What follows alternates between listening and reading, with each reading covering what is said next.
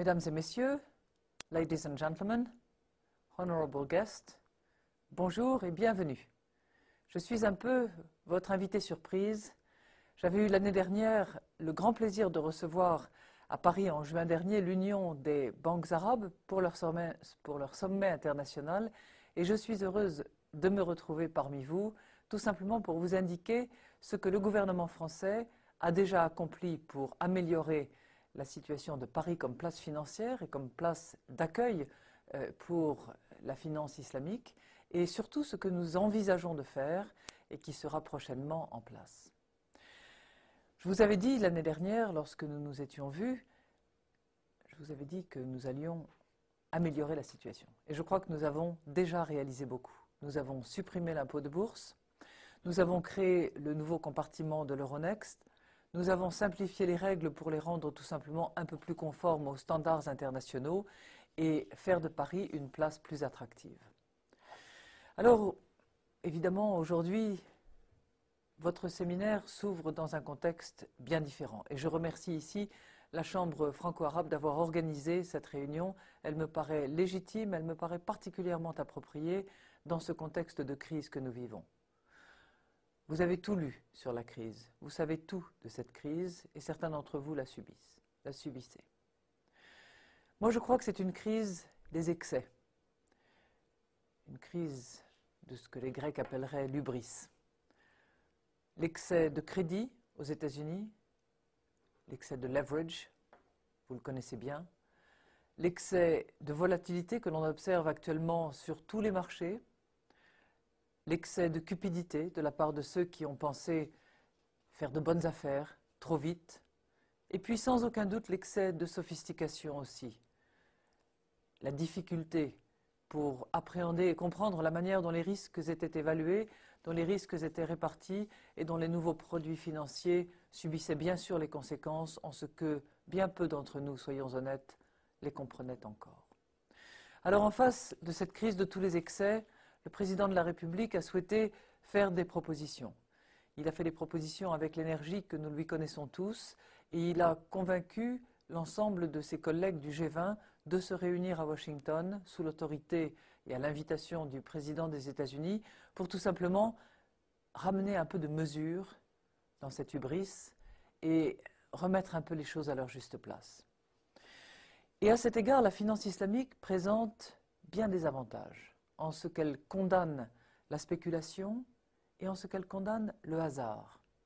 Plus précisément, le gharar et le massir, qui sont l'un et l'autre néfastes, qui ne sont pas les bienvenus dans la finance islamique.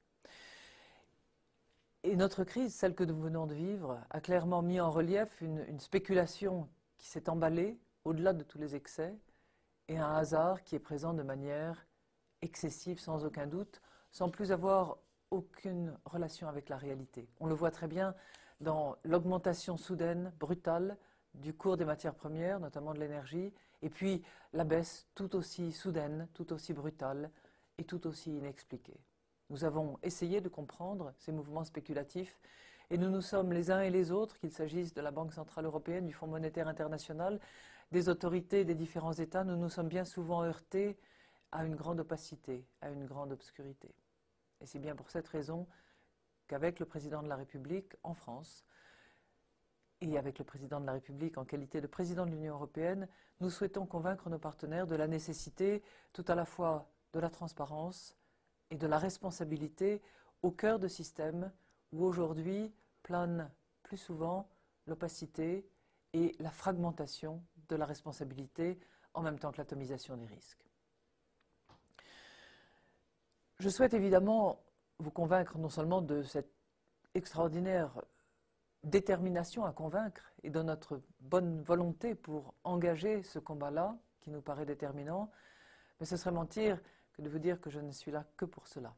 Je souhaite évidemment vous convaincre de ce que Londres n'est pas le seul point de passage obligé de la finance islamique, quelque respect que l'on ait pour cette grande place, mais que Paris est aussi une grande place financière et qu'en matière de finance islamique, nous sommes très désireux d'accueillir ceux d'entre vous ou ceux d'entre vos clients qui souhaiteriez une alternative. Alors, nous avons déjà engagé un certain nombre de travaux. Avec le sénateur Marini, nous avons, vous le savez, depuis maintenant quelques mois, engagé la réflexion sur les obstacles qui s'opposent à la finance islamique et nous l'avons fait au sein du haut comité de place que j'ai lancé il y a maintenant 18 mois. Dans la foulée, l'autorité des marchés financiers, que je souhaite saluer ici, a créé un régime adapté au développement de fonds d'investissement respectueux des prescriptions de la charia. L'association Paris Europlace, dont je tiens là aussi à souligner l'engagement, a publié le rapport d'Eliès Chouini et d'Olivier Pastré, que je salue s'ils sont présents dans la salle, pour leur énorme contribution à une meilleure compréhension des mécanismes et des exigences de la finance islamique. Enfin, votre rendez-vous désormais annuel est également témoin de cette mobilisation collective. Mais je suis déterminé à ce que nous allions plus loin. J'ai constitué auprès de moi, depuis le mois de septembre, un petit groupe d'experts en matière juridique et fiscale. Car je le sais, c'est dans la sécurité, dans la prévisibilité que nous pouvons construire une relation de partenariat.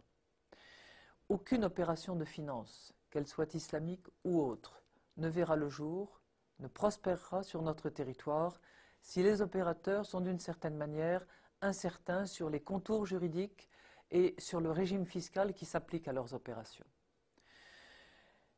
Alors, pour disposer d'un cadre juridique et fiscal à la hauteur de vos espérances et à la hauteur de nos ambitions, je vous indique que je publierai d'ici la fin du mois de décembre, c'est-à-dire avant la fin de l'année fiscale, les instructions qui viendront, d'une part, confirmer l'absence de prélèvement à la source et la déductibilité de la rémunération versée par les soukouks, ainsi que la neutralité fiscale à l'occasion des opérations de Murabaha. Je crois que ces différents éléments, absence de prélèvement à la source, déductibilité et neutralité fiscale, sont trois éléments forts, sécurisants, je l'espère, pour vous engager ou pour vous convaincre d'engager vos clients à considérer la place de Paris comme une place d'accueil pour la finance islamique. Je proposerai également, et je crois que cela sera utile, non seulement dans ce domaine mais en d'autres, un certain nombre d'aménagements au régime de la fiducie qui peut jouer un rôle important dans le développement de la finance islamique sur notre territoire. Il n'y a pas que le trust, il y a aussi la fiducie. Nous avons mis la fiducie en place dans notre droit l'année dernière.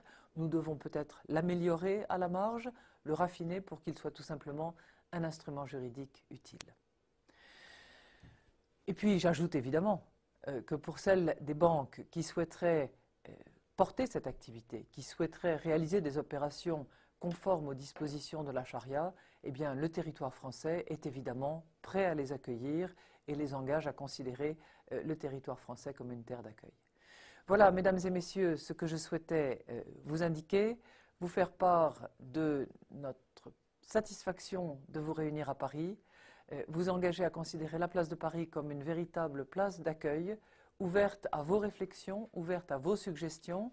En attendant, nous allons évidemment continuer à travailler. Je vous l'ai dit, avant la fin du mois de décembre, les instructions fiscales seront publiées et nous aurons un cadre juridique et fiscal qui sera sécurisé et stabilisé.